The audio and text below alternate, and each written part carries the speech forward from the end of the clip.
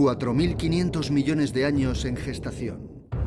Un territorio tan antiguo como la Tierra misma.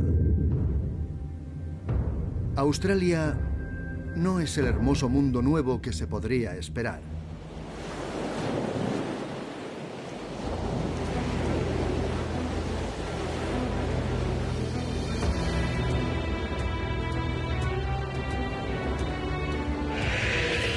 Cuando los europeos llegaron por primera vez a Australia, lo vieron como un país joven, una especie de creación separada. Pero nada más lejos de la verdad. El continente habitado más antiguo, más llano, más seco de la Tierra es un rompecabezas formado en épocas prehistóricas. Y las pistas que resuelven el misterio se encuentran esparcidas por toda la superficie quemada por el sol de Australia.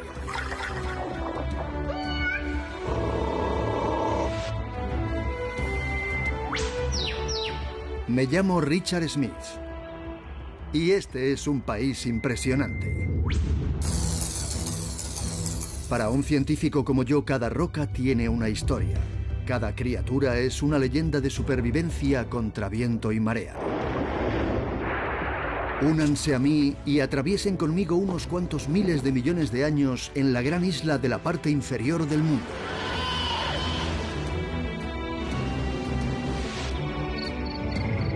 Es el lugar idóneo para obtener una visión de conjunto.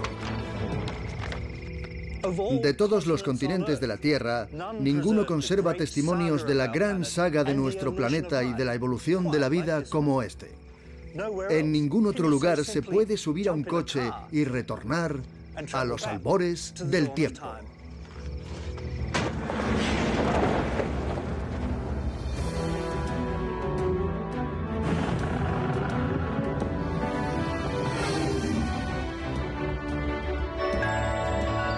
Australia, guía para el viajero del tiempo.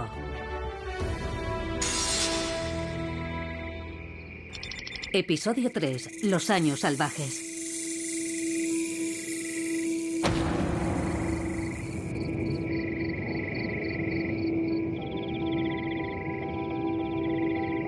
El viaje de vuelta a nuestro mundo moderno desde la ancestral Australia es un viaje largo. Desde el nacimiento de la Tierra hasta el día de hoy, la carretera del tiempo se extiende a lo largo de unos alucinantes 4.600 millones de años. Vamos a imaginar por un momento que este coche puede viajar a través del tiempo. He fijado los controles a 1 millón de años por minuto. Esos son 60 millones de años de historia por cada hora que viajemos por esta carretera. ¿Quieren ver la verdadera y antigua Australia? Es todo un viaje.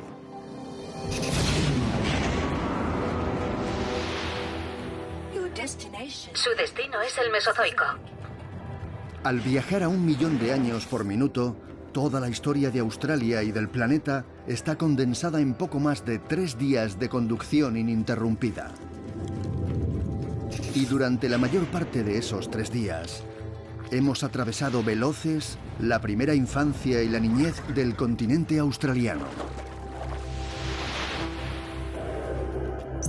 Y ahora, con 70 horas del viaje a mis espaldas y cuando solo me quedan 4 horas más, hemos llegado al principio de la salvaje adolescencia de Australia. Es el Mesozoico.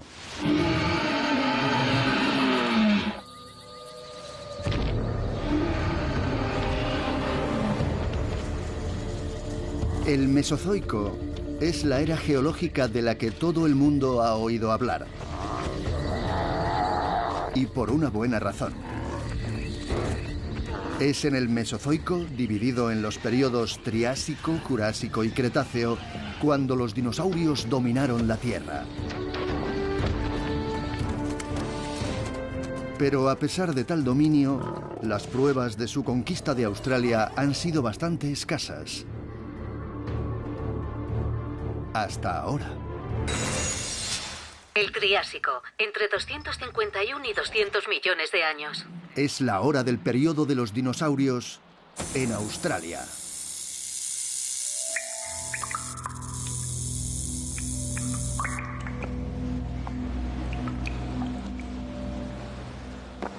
El Triásico, el primero de los tres grandes periodos que componen el Mesozoico, tuvo un comienzo muy agitado.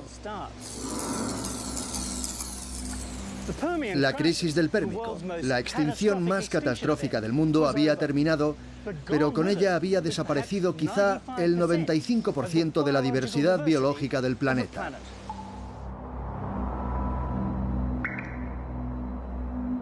En todo el globo, la vida había sido casi aniquilada en el mar y devastada en la tierra. Sydney, Nueva Gales del Sur.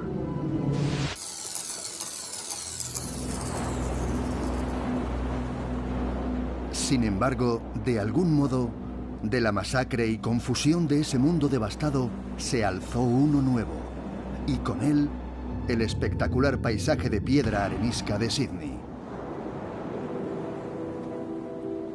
Creo, Richard, que este es uno de los mejores lugares para ver la piedra arenisca de Sydney. Ahí está el Océano Pacífico. El norte está por allí. Esa es la entrada al puerto de Sydney, justo detrás de nosotros. Aquí está el Parque Gap. Y hay roca debajo de nosotros. Hay unos 250 metros de piedra arenisca sólida. Pero hay mucha... El biólogo Tim Flannery conoce bien el paisaje de mi ciudad natal. Parece ser que Sydney se construyó sobre los escombros de un cataclismo. Estaríamos en un mundo post-catastrófico cuando esta piedra arenisca quedó aquí depositada. Habíamos sufrido el gran desastre de la extinción térmica. Desaparecieron el 95% de todas las especies. Incluso las plantas tuvieron problemas para recuperarse. Los coloridos bosques y pantanos ricos en carbón de la cuenca de Sydney habían desaparecido. Y durante los siguientes 20 millones de años, el exuberante mundo del Pérmico quedó enterrado cada vez más profundamente en la arena. Estudios recientes sugieren que esta arena llegó desde el este de la Antártida, lo que supone una distancia descomunal. Las tormentas atronaban en esas montañas lejanas, y los ríos caían con estrépito por las laderas desnudas, transportando cantidades inimaginables de arena hacia el norte, a través de inmensas llanuras en crecimiento. Esta roca me habla de un tiempo en el que la vida se va recuperando con lentitud, pero no había siquiera la suficiente vegetación como para sujetar los bancos del río. Solo existe este gran sistema entretejido recorriendo el paisaje. Puedo imaginarme aquí de pie, observando estas olas de 6 metros de altura, imaginando un mundo en el que los procesos físicos del planeta están tan al descubierto. Estos granos de arena vieron el sol que brillaba en aquellos tiempos. El sol brilló aquí donde estamos ahora mismo. Es un incomparable testimonio físico. Eso es lo que me encanta de la geología, que sabes que esta roca estuvo ahí, hace más de 200 millones de años.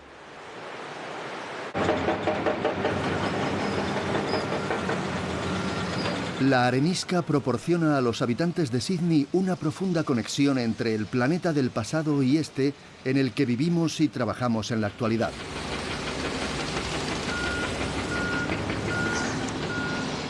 Ahora, tras esperar en silencio y en la oscuridad durante unos 230 millones de años, las arenas perdidas de la Antártida tienen un trabajo nuevo, como cimientos y bloques de construcción de una gran ciudad global.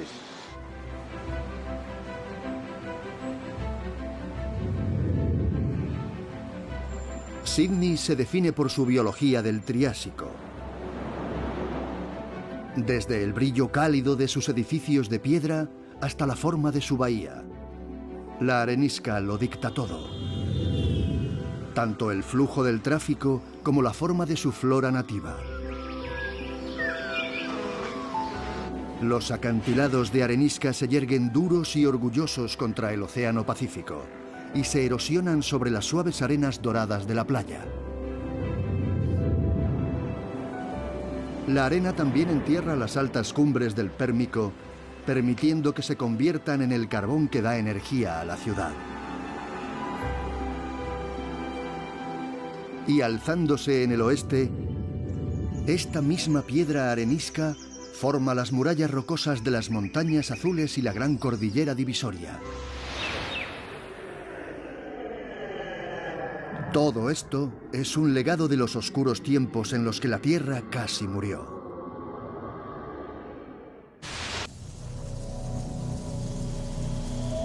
Fue el repentino giro hacia un extremo clima de invernadero lo que parece haber detonado el desastre a finales del Pérmico.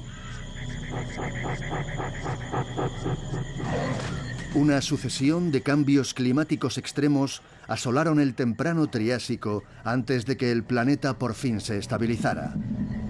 E incluso cuando lo hizo, las temperaturas aún eran abrasadoras.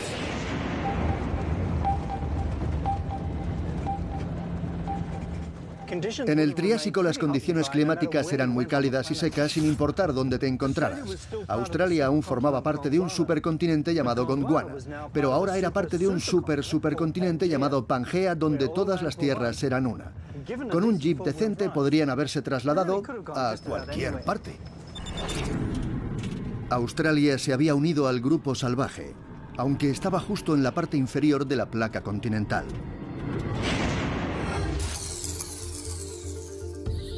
Australia estaba situada donde está la Antártida en la actualidad. Pero este era un polo sur en un mundo con efecto invernadero libre de hielo. Había helechos y árboles ginkgo, peces de agua dulce y gigantescos anfibios carnívoros. Pero la tierra del Triásico pertenecía a los reptiles. Unos levantaron el vuelo y otros entraron al mar. Caminando por la tierra había reptiles parecidos a lagartos, reptiles parecidos a mamíferos y también los primeros reptiles dinosaurios. Sabemos que estos primeros dinosaurios vagaron a través del sur de Gondwana, aunque no hayan dejado casi ningún rastro aquí, en la Australia del Triásico. Pero la evidencia de que hubo dinosaurios australianos está ahí fuera si saben dónde buscar. Monte Morgan, Queensland. El antiguo pueblo minero de Morgan, en Queensland Central, es ese lugar. El Jurásico, entre 200 y 146 millones de años. Cuando los antiguos mineros excavaban arcilla de una colina cercana, desenterraron el lodo que una vez llenó un lago del Jurásico. ¿Todo esto era el lago? Sí, todo esto. Estamos debajo de la orilla de un lago superficial de agua dulce por la que los dinosaurios caminaban. En el techo rocoso han quedado impresas las huellas de los 3 dedos de los dinosaurios que caminaron por el borde lodoso del lago. Los fantasmas de los dinosaurios todavía acechan estas cavernas. ¿Lo ves? Sí, sí. Estas huellas y las que hay en otras minas han permitido definir una Australia del Jurásico rica en bosques y vías acuáticas.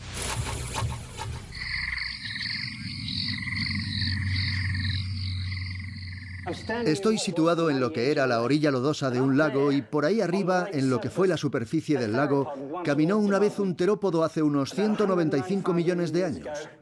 Su huella es clara como el agua.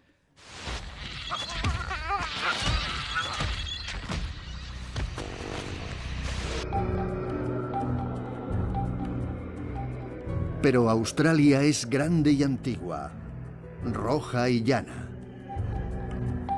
Este es un paisaje geológico que guarda sus secretos del Mesozoico bien ocultos. Los paisajes botánicos por los que caminaron los dinosaurios de Australia son mucho más fáciles de identificar. Aún se puede caminar por ellos hoy en día. El Mesozoico fue una gran época para las plantas. La Tierra era un invernadero libre de hielo, cálida y húmeda. Densos bosques se extendían por todo el globo, y las tierras al sur de Gondwana no eran una excepción. Cicadáceas, helechos y gingos eran comunes. Y ahora se les habían unido los ciateales, que todavía abundan en los bosques pluviales y barrancas de Australia Oriental. Pero los árboles que llenaban los bosques mesozoicos de todo el mundo eran las coníferas gigantes. Por suerte, algunas de estas coníferas gigantes todavía están con nosotros. Esta es una araucaria australiana. Es extraordinaria, no solo por su gran tamaño, sino por lo poco que ha cambiado. La araucaria y la kauri de Queensland de Australia Oriental son fósiles vivos muy conocidos de los tiempos de los dinosaurios. Pero en 1994 se descubrió al ancestro definitivo. La Gwolemia, un gigante verde de 40 metros de altura, oculto a menos de 200 kilómetros de Sydney. Aquí, en un par de cañones secretos, había casi 100 ejemplares de, tal vez, la especie de árbol superviviente más antigua del mundo. La viva imagen de fósiles tan remotos como los hallados en la Antártida.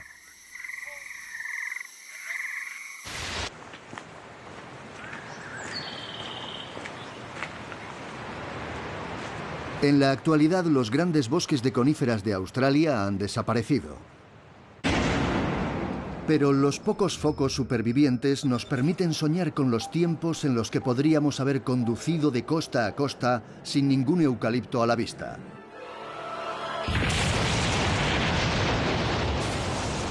Sin embargo, la Tierra en el Mesozoico estaba inquieta. Como un adolescente dando el estirón, otra vez estaba moviéndose. El supercontinente Pangea se estaba rompiendo, dejando a Australia aún unida a una remodelada Gondwana en el hemisferio sur. Y a finales del Jurásico, procedente del espacio, tuvo lugar otra forma de remodelación. Cayó una roca en forma de un asteroide o cometa y golpeó en Australia Central. Gosses Bluff, territorio norte.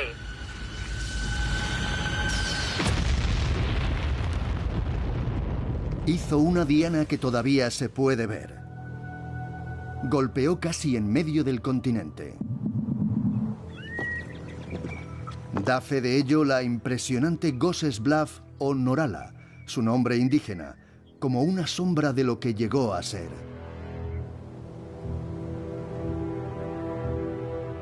La mayor parte de los 20 kilómetros de diámetro originales del cráter han desaparecido. Lo que queda es la cuenca que se hundió en las profundidades de la Tierra por debajo de la zona de impacto. Aún así, el anillo de colinas bajas nos da un indicio bastante exacto de la escala de la devastación total que tuvo lugar en la Tierra, al menos en 100 kilómetros en todas las direcciones.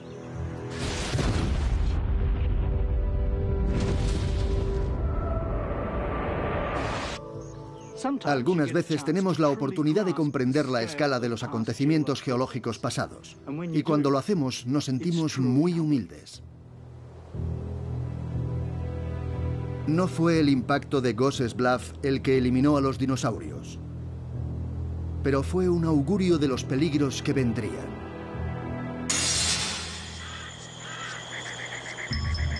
El Cretáceo, entre 146 y 65 millones de años. Cuando se inició el Cretáceo, los dinosaurios aún tenían sus garras clavadas en el continente, de orilla a orilla. Broome, Australia Occidental. Ha sido una larga espera, pero por fin el siglo XXI está arrojando una nueva luz en la historia de los dinosaurios australianos.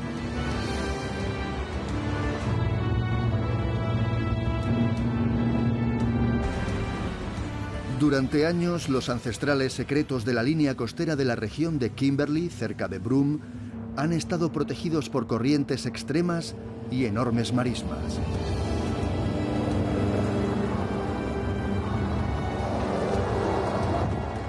Esto lo convierte en un lugar perfecto para imaginar lo que supondría caminar por la Tierra en el pasado primigenio.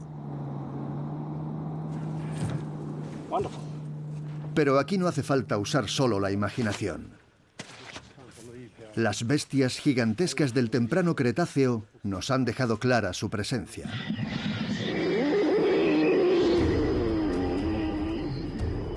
Las huellas que dejaron dan muestra de 15 especies de dinosaurios caminando por una extensión impresionante de cientos de kilómetros de esta costa.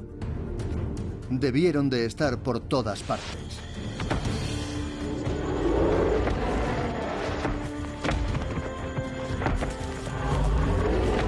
Incluso el fundamental estegosaurio ha dejado aquí su marca. Una huella más del puñado de ellas que hay en el mundo.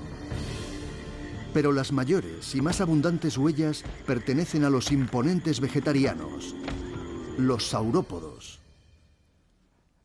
Esta es la huella de un gran saurópodo que vino caminando más allá de Broome hace unos 132 o 135 millones de años. Son huellas enormes, una ahí, otra allí, una muy grande aquí, e intercaladas entre ellas algunas huellas más pequeñas que parecen las de una cría que caminaba con su madre.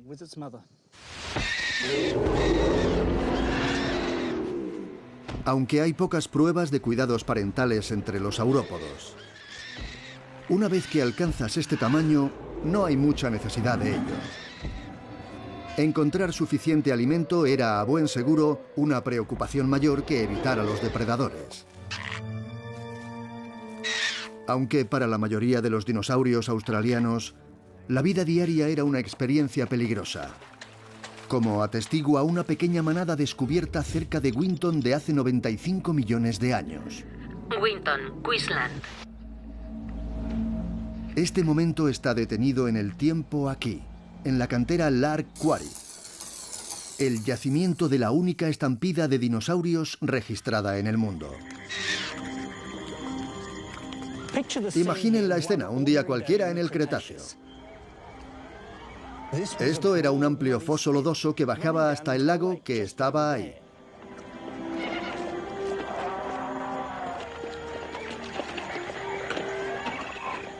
En algún momento del día, una manada compuesta también por pequeños dinosaurios caminaba por el lodo para beber agua en la orilla. Pueden verse las huellas muy claras de un pequeño carnívoro del tamaño de una gallina. Y aquí tenemos unas huellas del tamaño de las de un emú, de un dinosaurio ornitópodo.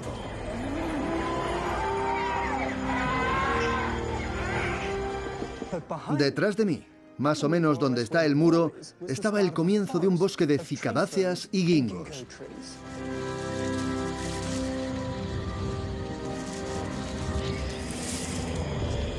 Estos ricos bosques dominados por las coníferas proporcionaban refugio y alimento. Y protección contra un carnívoro. Incluso para un dinosaurio fatigado, el Cretáceo no era una época para la complacencia. Si hubieran levantado la cabeza y hubieran mirado hacia aquí, habrían visto un terópodo muy grande y hambriento bajando directamente hacia ustedes.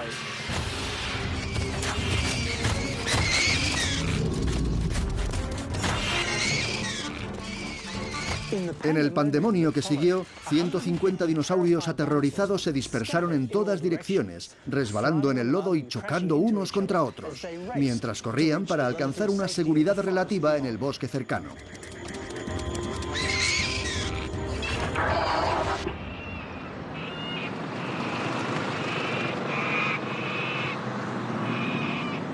Pero las huellas solo pueden contarnos una parte de la historia. Para que los genuinos dinosaurios de Australia puedan cobrar vida, se necesitan sus huesos.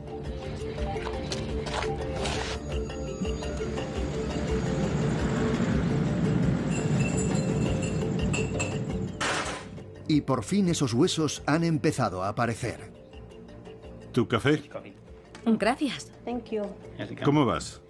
Despacio, se va formando, muy despacio. Han llegado a ocupar un lugar muy especial en las vidas del matrimonio de ganaderos David y Judy Elliott. Pero estás juntando las piezas, ¿no? Sí, va todo muy bien. Y sin embargo es un dinosaurio lo que tienen en la mesa de la cocina. Es una pila de rocas que contiene huesos diminutos. La hemos llamado pollo o pollito porque ese es el tamaño de los animales con el que se relacionan los huesos. Es pollito.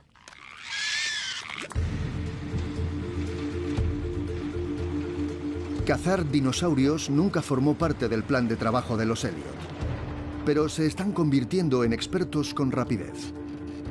El yacimiento de dinosaurios al que vamos quizás sea el más importante de los que hemos encontrado hasta ahora. Es un yacimiento grande que ha producido una enorme cantidad de material en muy poco tiempo. Bien, vamos allá.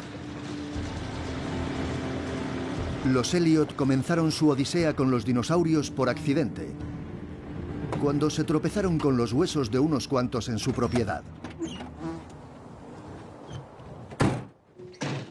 Este es un gran agujero en la tierra. Sí, así es. Aquí es donde todo empezó. Imagínese, hace 95 o 100 millones de años, estábamos situados en una zona exuberante de bosque pluvial. Miremos hacia el norte. Allí tenemos una bonita pradera llana y abierta que habría sido un mar interior. Y ahí tenemos unos grandes ríos que bajan transportando sedimentos y depositándolos lentamente, por lo que el mar va siendo empujado hacia el norte. Así que este territorio era frío, exuberante y verde. Y los ríos estuvieron llenos de peces pulmonados y tortugas, cocodrilos y peces de agua dulce. Por lo que han visto hasta ahora, David está convencido de que los dinosaurios que están desenterrando tienen un pedigrí singular. Estos dinosaurios son totalmente diferentes a los demás. Y eso es cierto para casi todo en Australia. Somos un poco diferentes, ¿no es verdad? Antes de que aparecieran los dinosaurios en Queensland, Winton era más famoso por su asociación con un meandro. Al parecer, el poeta australiano Banjo Paterson se inspiró en este meandro para componer la canción folclórica más famosa del país.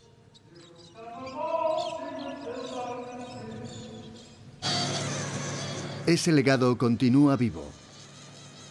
Cada animal que se nos revela hueso tras hueso ancestral recibe un alias local.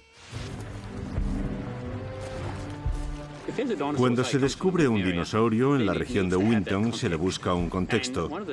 Y uno de los más importantes de Winton es, por supuesto, Banjo Paterson y su canción Waltzing Matilda. No está exactamente bailando, pero es una chica de grandes huesos. El saurópodo Matilda. Estamos hablando de un dinosaurio que medía unos 4 metros de altura hasta la cadera y es probable que tuviera 18 metros de longitud.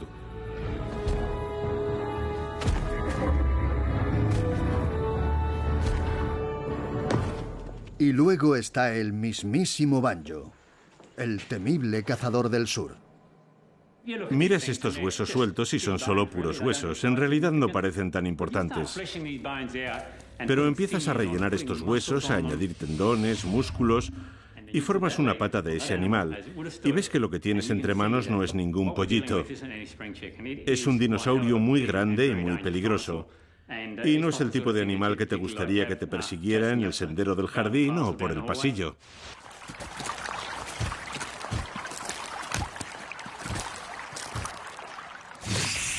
Este animal no dependía de los dientes para matar. Tenía unas uñas enormes, unos brazos colosales y fuertes. Imagíneselo clavando esas uñas, introduciéndolas en el cuerpo y destrozándolo.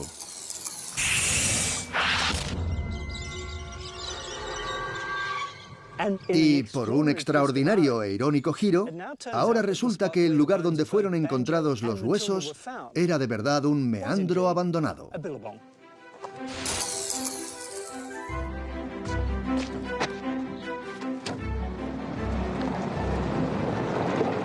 No es que sea el Parque Jurásico, pero después de años languideciendo como un páramo de dinosaurios, el desierto australiano se está revelando como el nuevo y atractivo campo de juego del Cretáceo para los paleontólogos. Siempre ha sido un territorio muy grande, y tras un año inusualmente húmedo, este paisaje está tan verde que incluso parece capaz de alimentar a un ganado bastante enorme.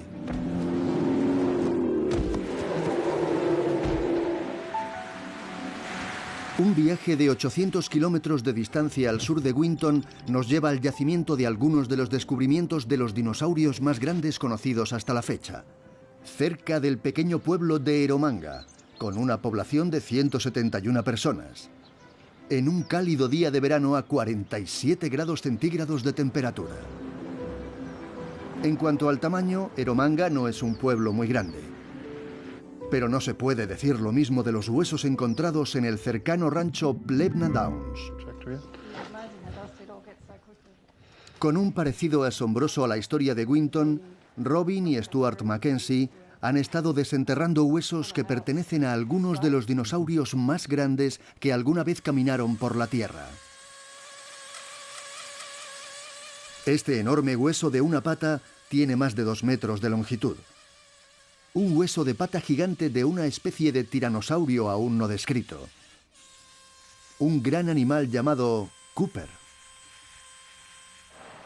Cooper tiene aproximadamente 95 millones de años y lo que tenemos aquí es el hueso más largo del animal más grande que jamás haya caminado por la tierra de Australia. Se cuenta entre los 10 animales mayores del mundo. Con más de 100 toneladas de peso y una altura hasta la cadera como el techo del hotel, este gigante apenas habría cabido en la calle principal de Eromanga.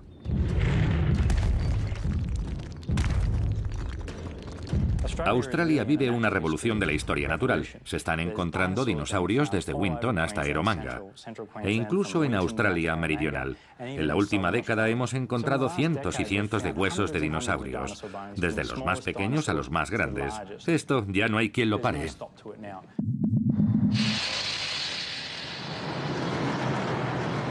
Pese a ser un pueblo diminuto, Eromanga está disfrutando de una gran notoriedad. Ser el más alejado del mar en Australia es otro motivo. Pero no siempre fue así. Pregunten a un geólogo y les dirá que el pueblo debe su nombre al mayor mar interior de la historia de Australia. Hacia mediados del Cretáceo, los niveles de los océanos ya altos se elevaron a alturas impresionantes, más de 200 metros por encima del nivel actual. Y los mares inundaron el centro de Australia. En 1909 fue el primer hundimiento. En un pueblo tan aislado, la única fuente fiable de agua proviene del fondo de la tierra, la gran cuenca artesiana. De aproximadamente 1,5 kilómetros de profundidad. Es la mayor cuenca artesiana del planeta. El agua sube a presión. Puede llegar a 100 grados centígrados. Hay que tener mucho cuidado al trabajar cerca de aquí.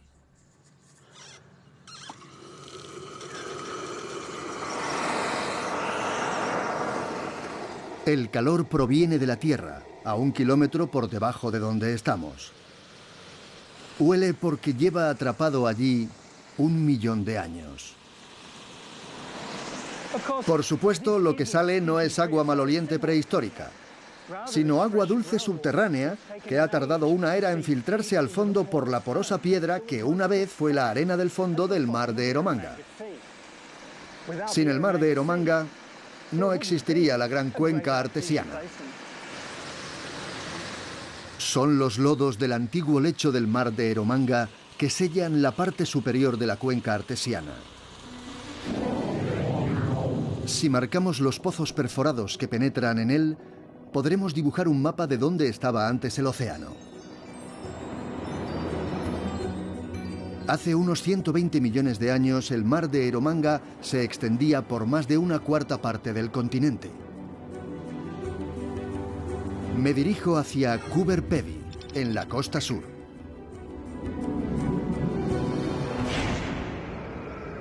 Diseminadas por el paisaje lunar que rodea al pueblo, hay extrañas pistas de su pasado.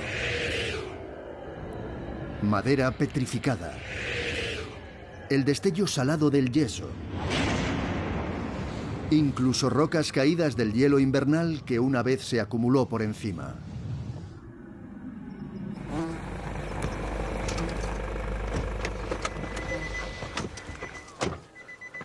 El misterioso y hermoso paisaje de hoy fue una vez un paisaje marino. Cuando los primeros exploradores europeos llegaron hasta aquí, en Australia Central, algunos esperaban encontrar un mar interior. Ahora sabemos que fracasaron, pero no porque fuera una idea absurda. Solo es que llegaron aquí 120 millones de años demasiado tarde. Si hubieran llegado cuando la marea todavía fluía, se habrían encontrado el mar de Eromanga lleno de monstruos. Monstruosos reptiles marinos con dientes como plesiosaurios e ictiosaurios. Eran animales que respiraban aire y habían vuelto al mar. Se sabe que ambos tipos de reptiles cazaban en las aguas del Eromanga. Y también murieron aquí. A veces, un cadáver se hundía en el lecho marino y recorría el largo camino hasta el futuro. Estos días, Coober Pedy se cuece de calor. Pueden parecer una colección de pozos mineros destartalados, de casas subterráneas y trampas para turistas. Pero esta es la capital del ópalo. Las excavaciones aquí producen más del 90% del suministro mundial de este enorme tesoro del color del arco iris. Por lo que no es sorprendente que el ópalo sea la piedra preciosa nacional de Australia. Tiene que tirar de la cuerda e irá bajando despacio. Me siento como... Sí, no mire mucho. Los hermanos Steve y Drago Marjanovic se ganan la vida arrancando estas piedras preciosas del antiguo lecho marino a las afueras del pueblo. Este es su trayecto diario. Un estrecho artilugio colgado de un cable con el que desciendes por un gigantesco pasadizo hasta llegar a 20 metros de profundidad. Vaya, hola Drago. Hola, amigo.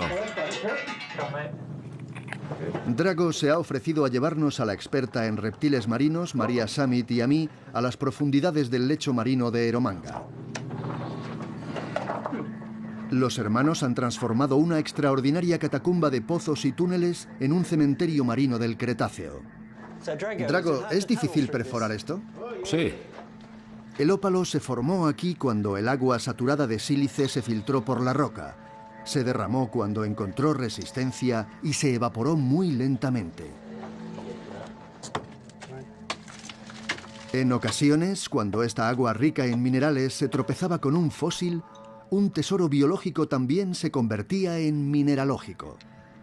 Vaya, es una preciosidad este verde. Es asombroso y está claro que es una concha. Tiene toda la razón. Se puede ver que son conchas. Esto nos habla del lecho marino que había aquí. Sin embargo, mis favoritos son los fósiles de vertebrados, los fragmentos de esos reptiles marinos que en ocasiones se fosilizan en ópalo.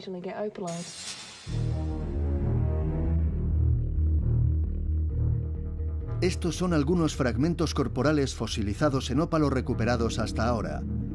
Huesos de la espalda, de las costillas, de la cola y de las aletas. Esqueletos casi completos de reptiles marinos monstruosos muertos hace mucho tiempo. He oído algunas descripciones que dicen que parecían una serpiente enroscada alrededor del cuerpo de una tortuga y ese es el aspecto que tienen. Tenían unas aletas gigantescas y un cuello muy largo que se extendía al frente. Se han encontrado suficientes restos de plesiosaurios como para poder determinar que muchos de los encontrados en esta zona eran crías. Vemos que algunos son solo de este tamaño. Eran crías. No sabemos la edad que tenían, si eran crías recién nacidas o mayores. Se ha sugerido que, puesto que la mayoría de los especímenes que se han encontrado muestran síntomas de ser muy jóvenes, esto tal vez fuera una cámara de crianza. Los plesiosaurios nacían y engordaban en las aguas ricas en nutrientes y se dirigían al norte otra vez antes de que volviera el invierno. Debió de ser un lugar más seguro que otros para criar a un pequeño en un océano peligroso.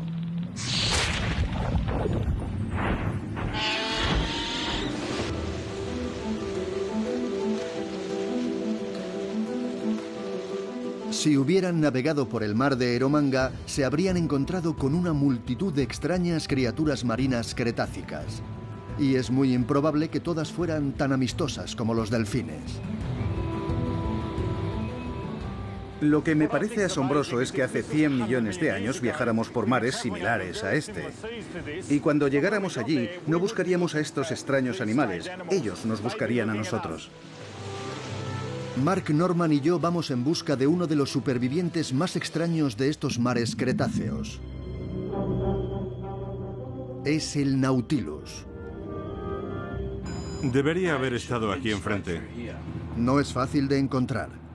En estos tiempos, los moluscos antiguos se esconden entre los muros más profundos y oscuros del mar de coral, a casi medio kilómetro bajo la superficie.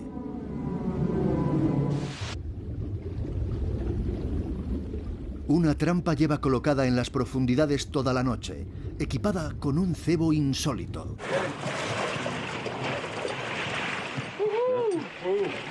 Han probado el pollo y se ha vuelto en su contra. La frase fósil viviente se utiliza mucho, pero estos grupos de animales milenarios han pasado por 7 extinciones masivas. Los dinosaurios no sobrevivieron a una. El Nautilus y sus parientes son los grandes supervivientes, con más de 500 millones de años. Los parientes supervivientes actuales del Nautilus son los calamares, las sepias y los pulpos. Todos cefalópodos. Un clan con una historia larga y orgullosa. He aquí un rostro del pasado remoto. Ojos para ver, ocultos dentro de un nido de 90 tentáculos. Una boca para alimentarse. Puede ser primitivo, pero este animal prehistórico tiene propulsión a chorro.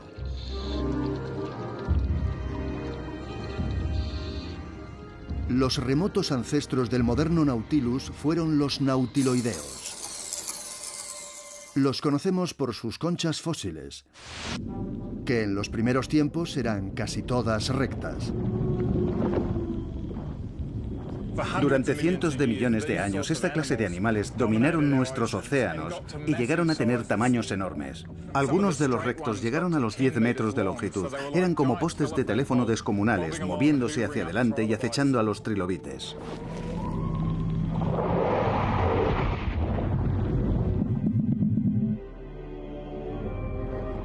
Ya en el Cretáceo, los primos enrollados de los nautiloideos, los amnoideos, eran los que dominaban el mundo de los moluscos. Algunos eran tan grandes como ruedas de tractor y tenían un apetito equiparable.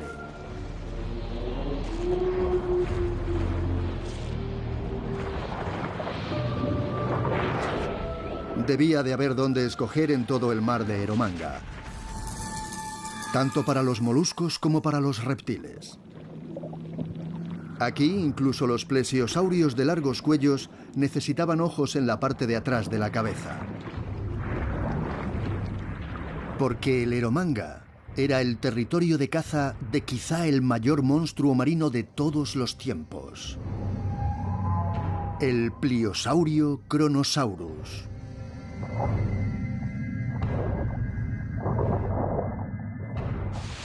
Aquí tenemos el cráneo de un Kronosaurus queenslandicus, el mayor depredador marino de todos los tiempos. Empezamos por el hocico, pasamos por estos increíbles dientes para romper huesos. Volvemos a la parte de atrás del cráneo. Aquí es donde habrían estado los ojos y justo donde yo estoy, a 2 metros de distancia, tendría la parte trasera del cráneo.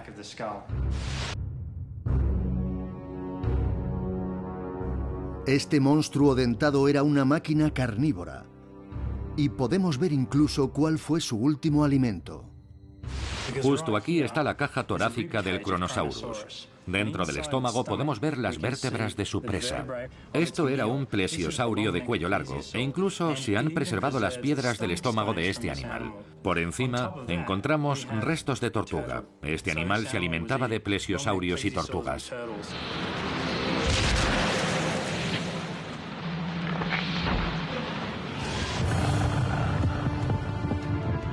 Eran los últimos días de Gondwana. África se había deslizado hacia el oeste hacía mucho tiempo, Ahora India también se había separado. Incluso en la parte inferior del mundo, la tensión entre Australia y la Antártida empezaba a evidenciarse.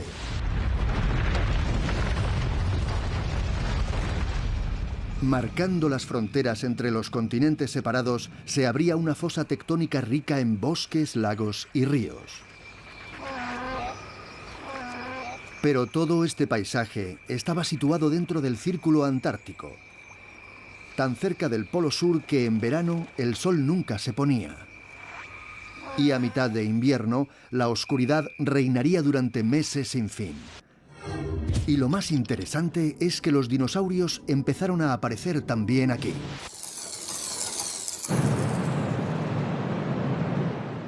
Durante más de 3 décadas, el paleontólogo Tom Rich ha estado buscando huesos de animales que hubieran vivido en estos bosques polares primigenios. No hay muchos sitios en el mundo donde se puedan encontrar dinosaurios polares. Eso hace que este yacimiento y esta zona sean tan importantes. Australia era uno de los bloques de tierra más aislados del mundo en aquel tiempo. Por eso lo que encontremos aquí no lo encontraremos en ningún otro lugar. Es casi como si aquí hubiera tenido lugar un experimento diferente de la evolución.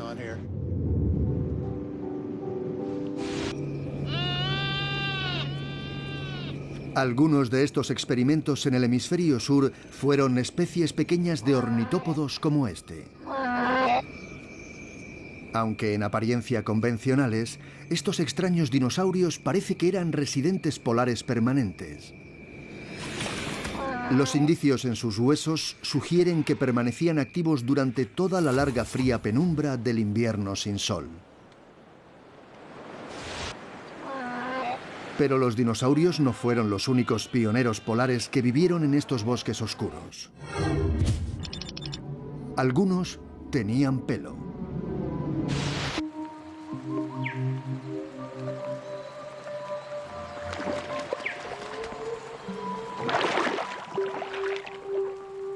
Como los reptiles dominaron el mundo desde los polos hasta los trópicos, es fácil olvidar que no tenían el planeta para ellos solos.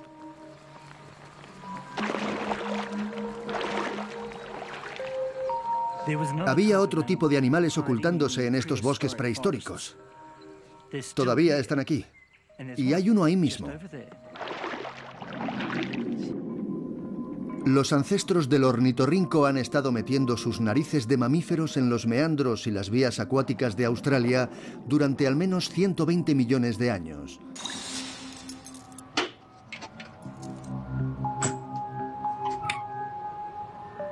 La prueba se guarda bajo llave en esta caja fuerte del Museo Australiano de Sydney.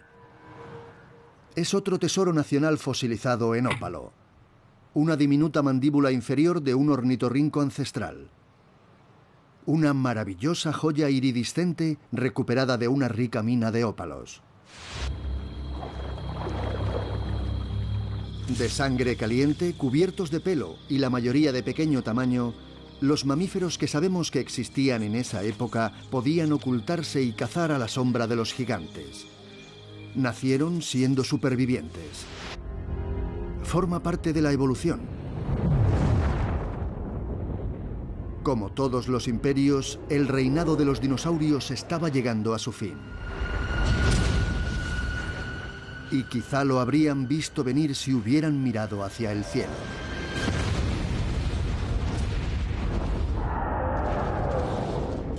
Cuando un asteroide se estrelló en Yucatán, México, al final del Cretáceo, afectó a todos los rincones del mundo por un seísmo.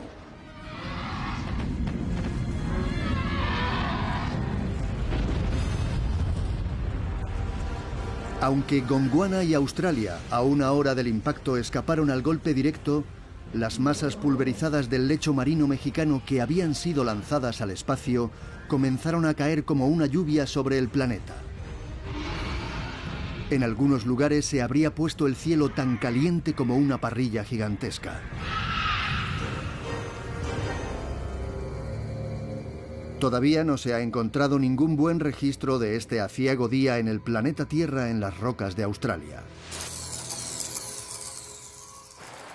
Pero si dan el salto a la isla del sur, a Nueva Zelanda, encontrarán pruebas sólidas del manto de polvo cósmico que cubrió todo el planeta. Esto, lo crean o no, es el momento en el que el mundo cambió para siempre. Puede que no parezca gran cosa, pero esta delgada capa de roca gris encontrada por todo el mundo permite una visión extraordinaria de uno de los sucesos más dramáticos en la historia del planeta. Por debajo de esta frontera yacen los huesos de los dinosaurios, y alzándose en las rocas de arriba hay un mundo que está claramente recuperándose de una catástrofe.